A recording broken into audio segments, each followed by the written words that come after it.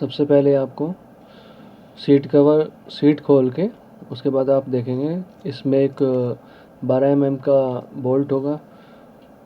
उसे पूरी तरह से नहीं खोलना है, बस उसे खोल के वापस हल्का से टाइट कर दें। हमें पूरी तरह से फ्यूल टैंक को नहीं निकालना है।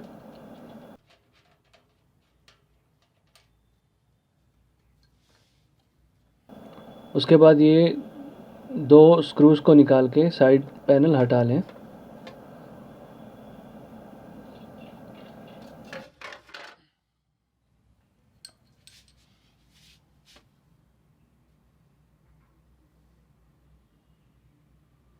सबसे पहले फ्यूल लाइन को बंद कर दें, पेट्रोल को बंद कर दें और फ्यूल लाइन को निकाल दें। फ्यूल लाइन को निकालने के बाद 8 mm के सॉकेट से या रिंग स्पैनर से आप इसको खोलें।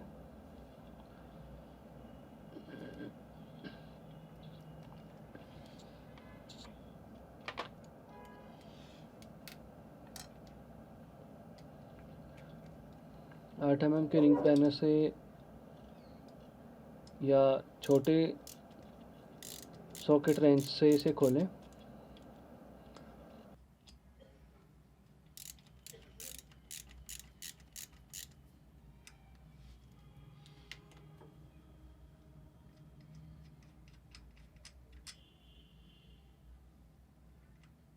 खोलने के बाद आप देखेंगे ब्लैक कलर की ये एक स्पेसर होता है। ये स्पेसर इसलिए लगाया जाता है ताकि इंजन गर्म होने के बाद कार्बोरेटर गर्म ना होने लग जाए। इस स्पेसर में ओरिंग्स लगी होती हैं, गैस्केट्स लगी होती हैं। कार्बोरेटर में जितने भी पाइप्स हैं, ओवरफ्लो के पाइप्स हैं, आप उनको निकाल दें।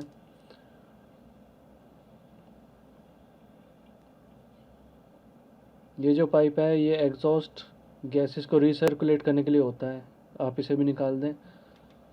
ये मैं वैसे इसलिए निकाल रहा हूँ ताकि आप अच्छी तरह कार्बोरेटर पे काम कर सकें, आपको एक क्लियर व्यू मिल सके। उसके बाद आपको ये जो थ्रोटल केबल है इसको निकालना है। इस थ्रोटल केबल से एक थ्रोटल स्लाइड लगी होती है, आपको इसको भी निकालना पड़ेगा।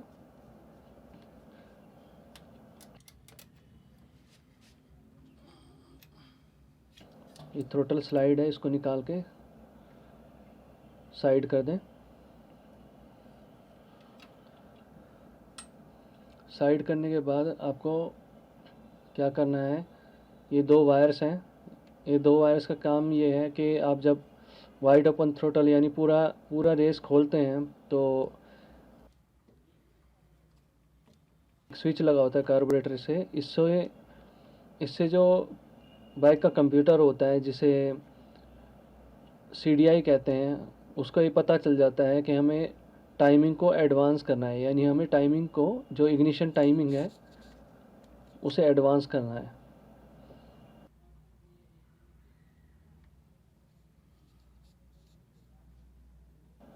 कुछ में मैकेनिकल एडवांसिंग सिस्टम होता है, किसी में इलेक्ट्रॉनिक एडवांस सिस्टम होता है।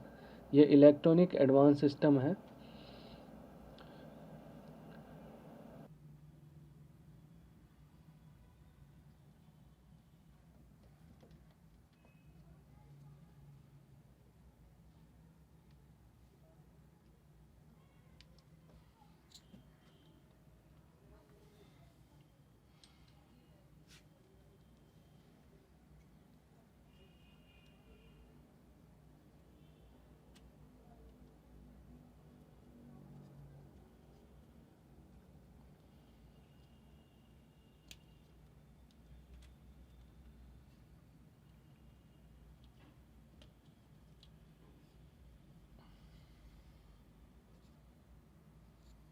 आपको ये सर्कुलर क्लैंप भी खोलना पड़ेगा।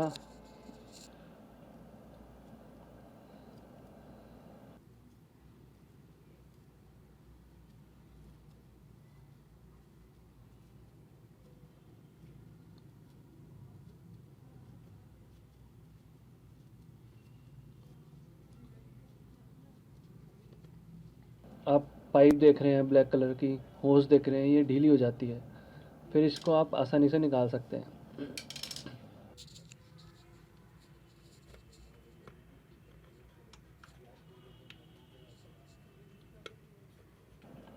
ये जो होस है डायरेक्टली आपके एयर फिल्टर से कनेक्टेड होती है।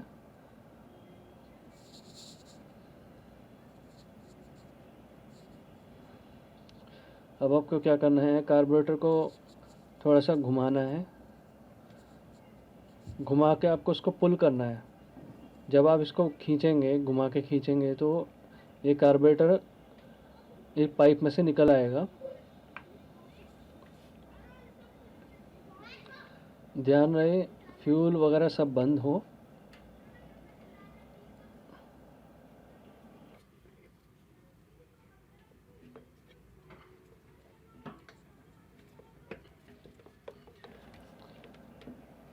ये आपको कार्बोरेटर बाहर आ चुका है और ओवरफ्लो में से फ्यूल भी लीक हो रहा है, क्योंकि मैंने कार्बोरेटर को टेढ़ा किया हुआ है इसलिए। आपको हर तरह की ओरिंग्स पे ध्यान रखना है, क्योंकि ओरिंग्स बहुत काम की होती हैं। कार्बोरेटर की सफाई के लिए आपको एक ब्रश चाहिए, थोड़ा सा पेट्रोल चाहिए एक बोतल में,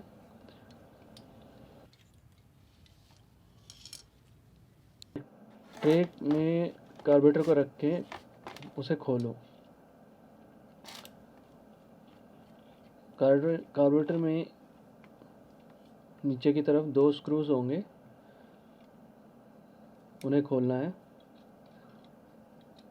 और जितने भी पाइप्स वगैरह हैं उनको साइड में कर लो।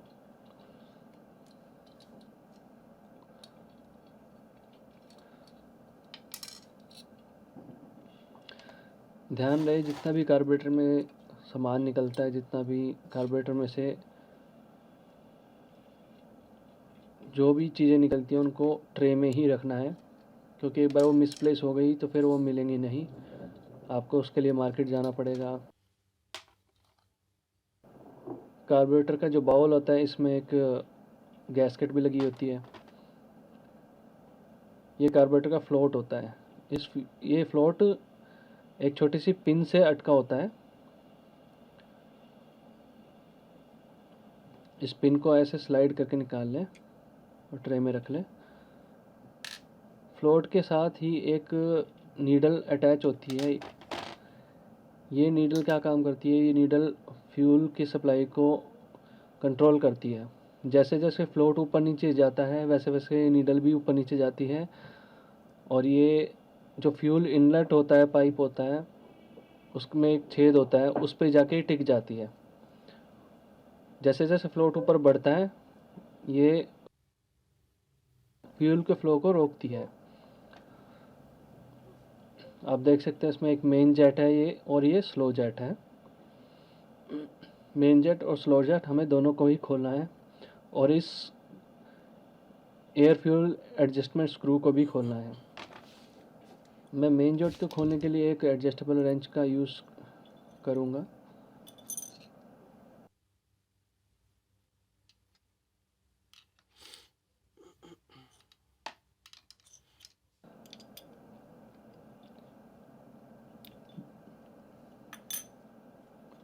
मेन जेट को निकाल के साइड में रख ले, और ये जो स्लो जेट है, जिसे आइडल जेट भी कहते हैं, स्लो जेट भी कहते हैं, इसको भी निकाल के साइड में रख लें।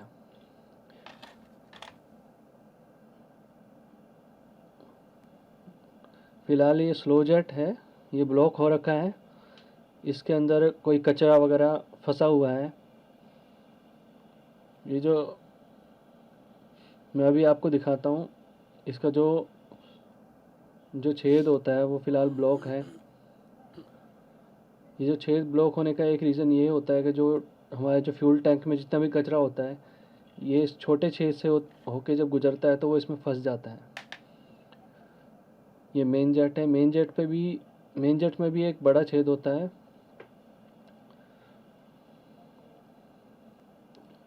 आप देखेंगे जो मेन जेट का छेद है वो ज़्यादा बड़ा है स्लो जेट से, क्योंकि मेन जेट में जब हम ज़्यादा थ्रोटल खोलते हैं, ज़्यादा रेस देते हैं, तो मेन जेट में से ज़्यादा फ्यूल पास होता है।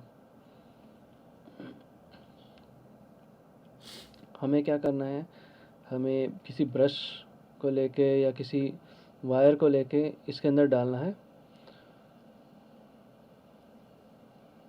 और डालने के बाद हमें जेट को घुमाना है। जितना हो सके इसके अंदर हमें ब्रश डाल के, वायर्स डाल के इसको साफ़ करने की कोशिश करनी चाहिए।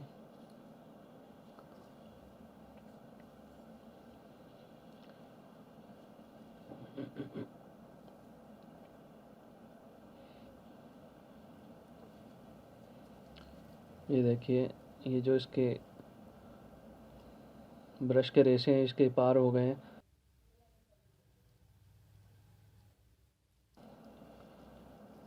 अब इसको थोड़ा सा घुमाना है ताकि इसमें जितने भी गंदगी है, जो कचरा है, वो ढीला हो जाए। उसके बाद इसको पेट्रोल से धो दें। फिर इस जेट को, मेन जेट को उठा के रख लें, साइड में रख दें। मैंने धोने के लिए बोतल में एक छोटा सा छेद किया हुआ है।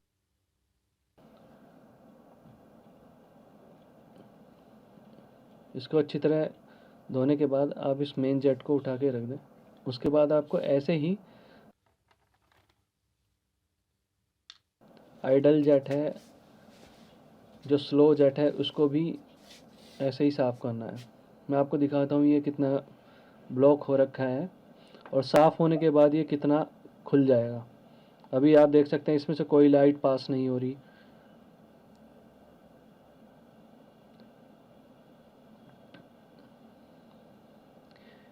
इसमें से कोई लाइट पास नहीं हो रही है, इसका मतलब ये ब्लॉक है, इसमें कचरा फंसा हुआ है।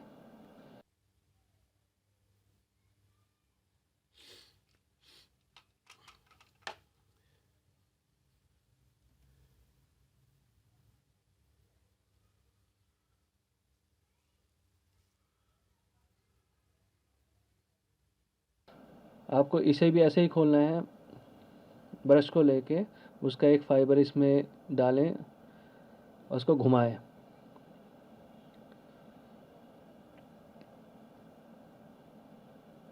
घुमाने के बाद जितना भी कचरा इसमें फंस रहा होगा वो सारा ढीला हो जाएगा।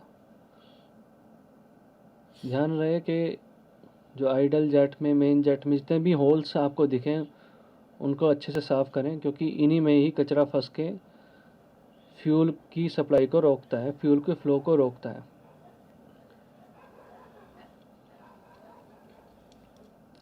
वैसे तो खैर अब फ्यूल इंजेक्शन सिस्टम्स आ गए हैं बाइक्स में, पर कार्बोरेटर्स के मॉडल अभी भी मार्केट में अवेलेबल हैं।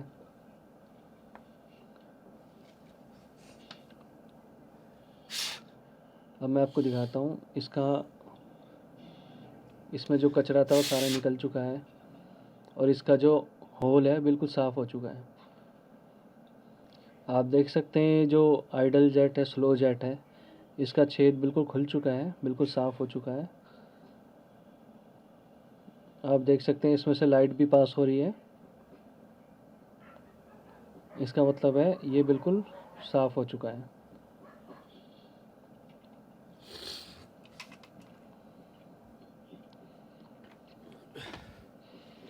ऐसे ही आपको कार्बोरेटर के अंदर और बाहर से बिल्कुल सफाई करनी है, क्योंकि यही कचरा जो बाउल में जो कचरा है, जितना भी कचरा है, यही कचरा बाद में जाके जेट्स में जम जाता है, उन्हें ब्लॉक कर देता है। आपको हर चीज़ को साफ़ करके एक साफ़ जगह पे रखना चाहिए। जितना हो सके कार्बोरेटर की सफाई करें, जितना हो सके कार्बोरेटर को साफ़ करें। इसका साफ़ रहना बहुत ज़रूरी है,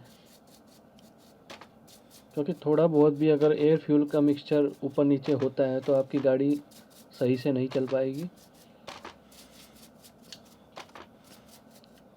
ये एयर फ्यूल मिक्सचर स्क्रू है। इसका काम होता है कि जब गाड़ी नॉर्मली खड़ी होती है, जब हम उसको एक्सेलरेट नहीं कर रहे होते हैं, थ्रोटल नहीं खोल रहे होते हैं, उस टाइम पर इसी एयर फ्यूल मिक्सचर से हम हवा और फ्यूल का मिक्सचर बिल्कुल बराबर मात्रा में इंजन में जाता है और गाड़ी को 1200 से 1400 आरपीएम पे चालू रखता है। इसके अंदर आप ध्यान से देखेंगे, इसके अंदर एक छोटा वाशर भी होगा। इस वाशर को भी हमें संभाल के रखना है।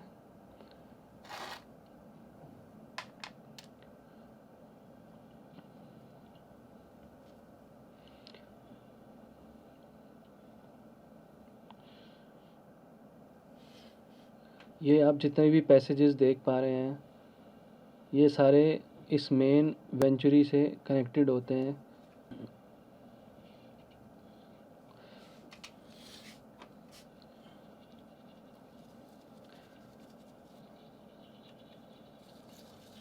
जब गाड़ी खड़ी होती है, जब गाड़ी नहीं चल रही होती है, उस टाइम पर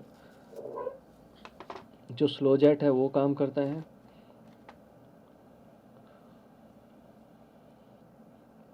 देखिए, मैं इस ओरिंग को निकालना भूल गया था। अब ये पेट्रोल में डिप होने की वजह से, पेट्रोल में डिप होने की वजह से ये एक्सपेंड हो गई है। मैं आपको बताना चाहूँगा कि जितने भी रबर की ओरिंग्स होती हैं, गैस्केट्स होती हैं, जितने भी रबर की चीज़ें होती हैं, पेट्रोल में भीगने की वजह से ये एक्सपेंड हो जाती है, फैल जाती हैं। एक बार ये फैल गई तो उसके बाद ये वापस अपनी जगह पे जब तक नहीं फिट होंगी, जब तक ये पेट्रोल को पकड़े रहेंगी। ये कोई टेंशन वाली बात नहीं है। इसको आपको क्या करना है, बस आप इसको थोड़ी देर के लिए सूखने के लिए छोड़ दें, वापस अपने उसी साइज़ में आ जाएगी। अपनी बाइक पे कोई भी काम करते वक्त ध्यान रखें कि जितनी भी ओरिंग्स हैं, रबर वाली ओरिंग्स हैं, उनको निकाल लें। अब ये कार्बोरेटर बिल्कुल साफ़ हो चुका है।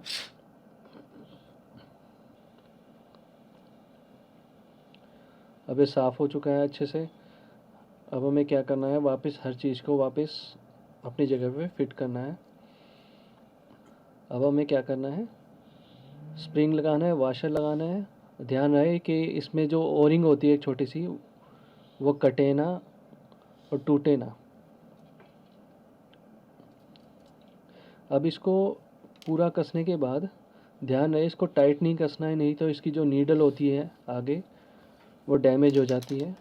डैमेज होने के बाद वो प्रॉपरली एयर फ्यूल को मिक्सचर को नहीं संभाल पाएगी।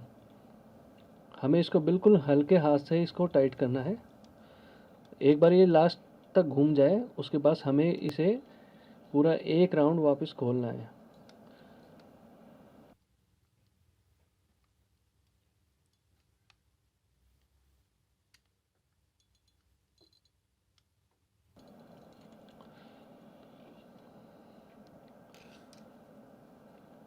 ये अभी भी एक्सपैंड ही है, अभी भी फैली हुई है, इसलिए अभी फिट नहीं हो रही है। कोई बात नहीं, हम इसे बाद में फिट कर लेंगे। जैसे ही ये सूख जाएगी हम इसको बाद में फिट कर लेंगे। सबसे पहले हमें क्या करना है, हम इस मेन जेट को इसमें कस देंगे। ध्यान रहे कभी भी एल्यूमिनियम बॉडी पे काम करते हुए, एल्यूमिनियम की किसी भी चीज़ पे काम करते हुए ध्यान रहे कभी भी किसी भी चीज़ को ओवर टाइट ना करें, क्योंकि एल्यूमिनियम एक ऐसी चीज़ है जो सबसे जल्दी इसके थ्रेड्स जो है डैमेज हो जाते हैं।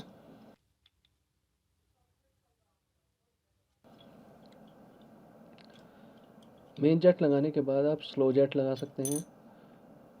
स्लो जेट को भी ज़्यादा जोर नहीं लगाना है कसते वक्त।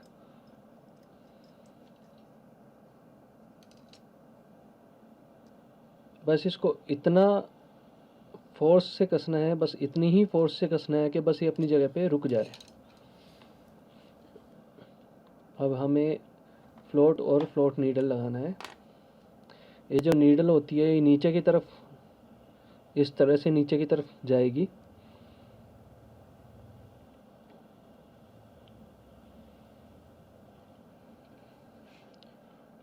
इसे लगाने के लिए हम क्या करेंगे, पहले इसका जो फ्लोट का खांचा है इस तरह से नीडल को इसके अंदर अटकाएंगे और फिर हमें इसे उल्टा करके इसके नीडल के होल में डालेंगे। इसे नीडल के छेद में डालने के बाद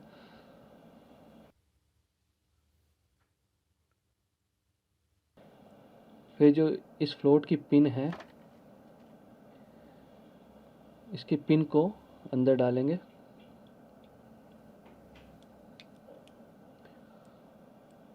ज़्यादा जोर नहीं लगाना हमें।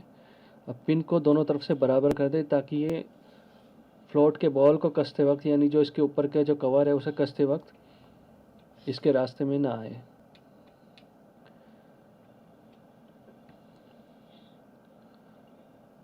ध्यान रहे ये जो ओवरफ्लो की जो पाइप है, ये आप देख सकते हैं बाउल के अंदर जो पाइप है, ये बिल्कुल सही जगह पे जाए। अब इसे बिल्कुल अलाइन करने के बाद इसके दोनों स्क्रूज को कस दें। हमेशा ध्यान रखें कि जब भी आप बॉल को कसें, हमेशा दोनों स्क्रू को बराबर बराबर करके कसें।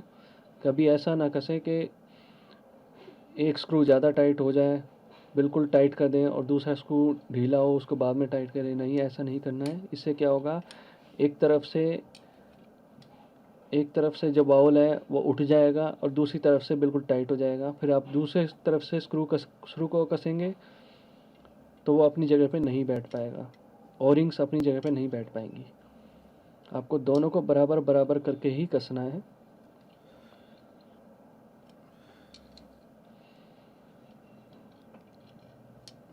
उसके बाद जितना भी कचरा वगैरह दिखाई दे, डस्ट वगैरह दिखाई दे, इसको अच्छे से साफ़ कर लें।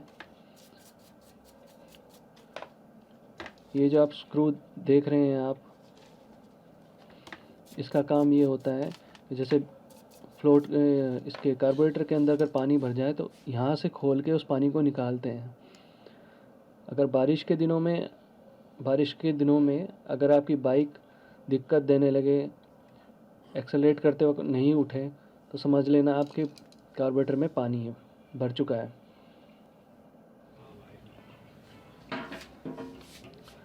अब हमें क्या करना है, वापस कार्बोरेटर को अपनी जगह पे लगाना है। सबसे पहले कार्बोरेटर को उसके डक्ट पाइप में, उसके जो एयर फिल्टर वाले पाइप में उसको फिट करना है।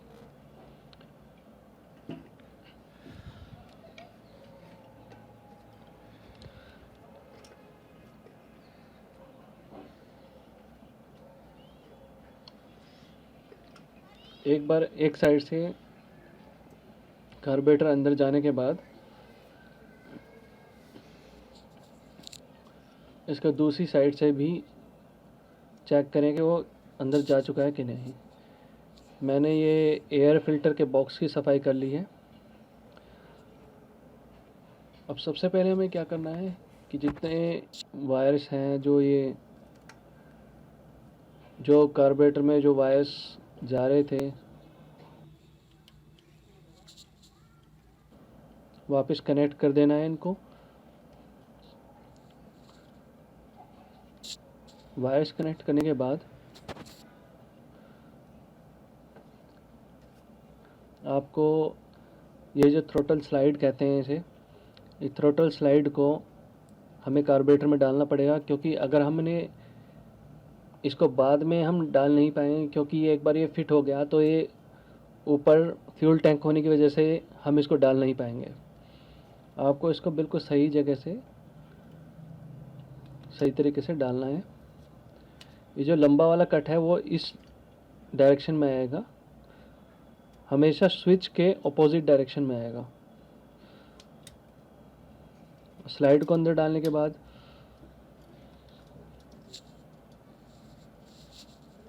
इसके कवर को कस दें।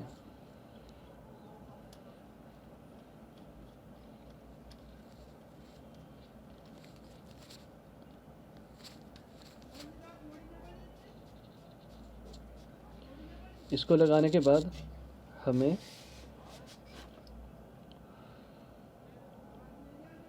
ये स्पेसर लगाना पड़ेगा। ये देख सकते हैं आप, एक ओरिंग हमने वापस लगा दी है। जो ओरिंग एक्सपेंड हो गई थी, फैल गई थी, वो वापस लगा दी है हमने सूखने के बाद। ये जो आप ये जो स्पेसर में एक ओरिंग और होगी, ये जो ओरिंग होगी ये इंजन की तरफ जाएगी, यानी इंजन के इनटेक की तरफ जाएगी। और ये जो फ्लैट सरफेस है स्पेसर की, ये कार्बोरेटर की तरफ जाएगी। यानी ये इस तरह से लगेगी कि कार्बोरेटर की ओरिंग स्पेसर के ऊपर बैठे और स्पेसर की ओरिंग इंजन के इनटेक के ऊपर बैठेगी।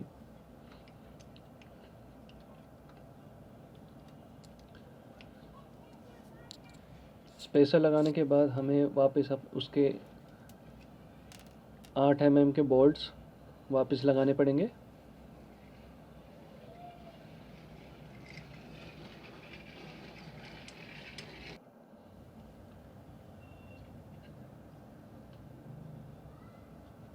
दोनों बोल्ट्स को लगाने के बाद यदि आपके पास सॉकेट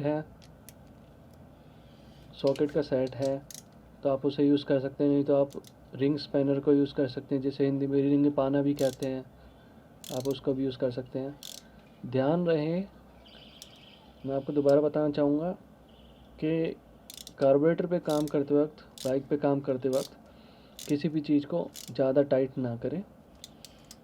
बस हमें इसे उतना ही टाइट करना है जब हमें ये फील हो कि बस अब ये चीज़ रुक गई है।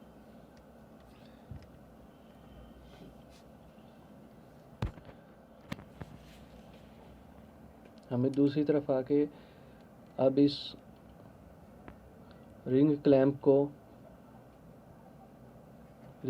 भी टाइट करना है। इसे भी हमें ज़्यादा टाइट करने की ज़रूरत नहीं है, क्योंकि ये बस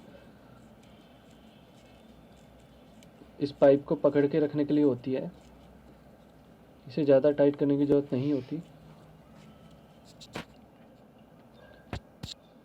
अब सब कुछ फिट हो जाने के बाद हमें फ्यूल की लाइन जोड़नी है कार्बोरेटर से।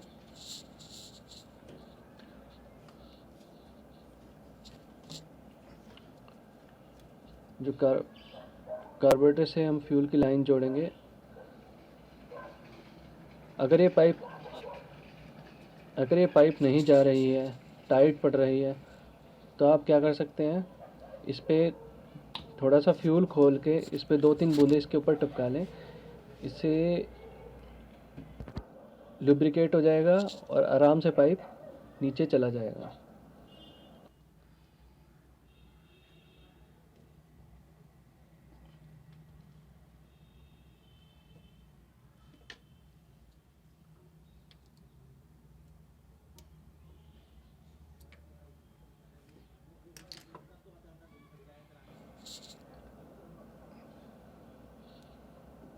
आप देख सकते हैं कि कितना आराम से ये नीचे चला गया। अब आपको इस क्लिप को किसी नोज़ प्लास से दबा के इसको दूसरे हाथ से नीचे करना पड़ेगा, ताकि ये अपनी जगह पे पाइप को पकड़ के रख सके।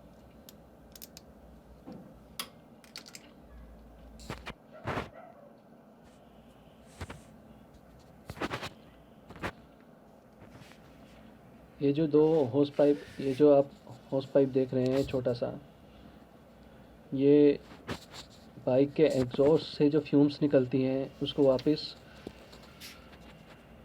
इनटेक की तरफ डाल देता है।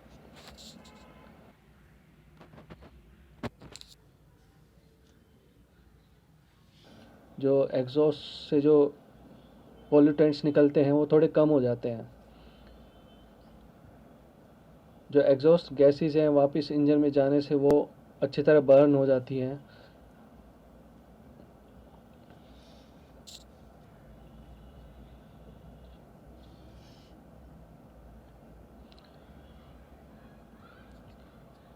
अब ये जो पाइप आ रही है इनटेक की तरफ से, इसको भी हमें वापस इस वन वे वाल्व पे भी लगाना है।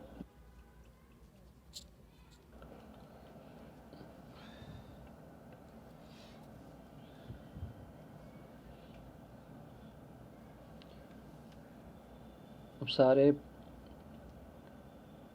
पाइप्स को कार्बोरेटर में अपनी जगह पे लगा दें। ये ओवरफ्लो का पाइप है।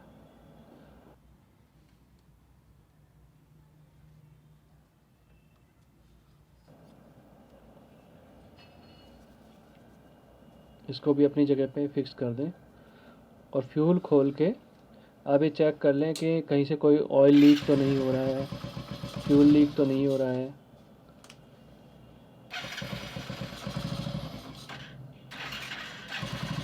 अभी हमने इसकी ट्यूनिंग नहीं की है।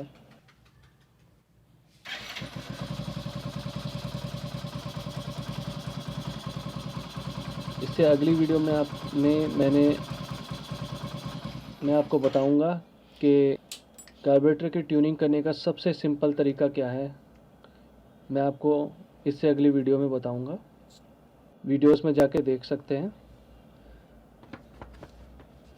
कार्बोरेटर को लगाने के बाद ये बाइक का यूटिलिटी बॉक्स होता है, इसको कैसे लगाना है मैं आपको बताता हूँ।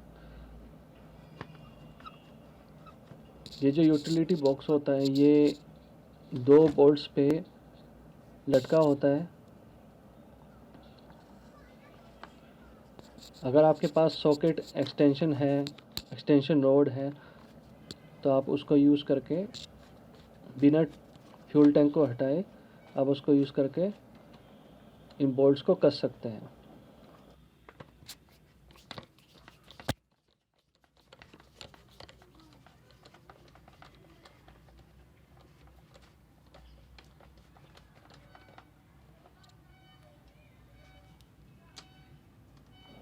किट वाली एक सॉकेट सेट ला सकते हैं। ये आपको 1200 से 1400 1600 कंपनी के हिसाब से मिल जाएगा।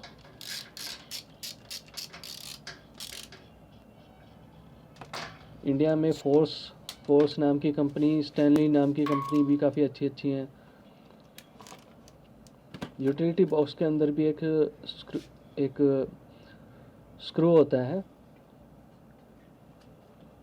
यूटिलिटी बॉक्स को खोल के इस स्क्रू को भी वापस लगा दें।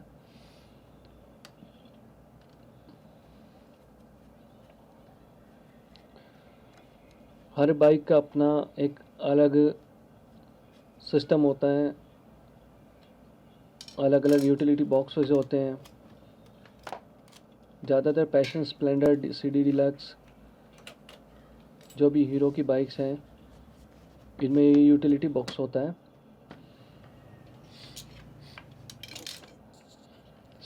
ध्यान रखें कोई भी चीज़ आप पीछे ना छोड़ दें, यानी कोई भी नट बोल्ट ना रह जाए।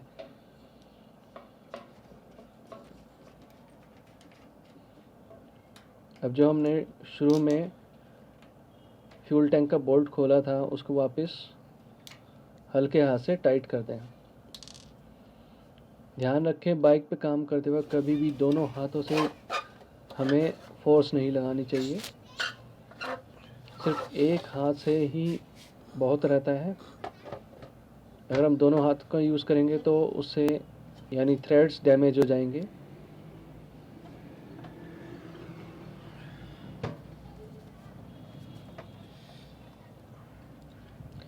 वापस बाइक के कवर्स वगैरह लगाने के बाद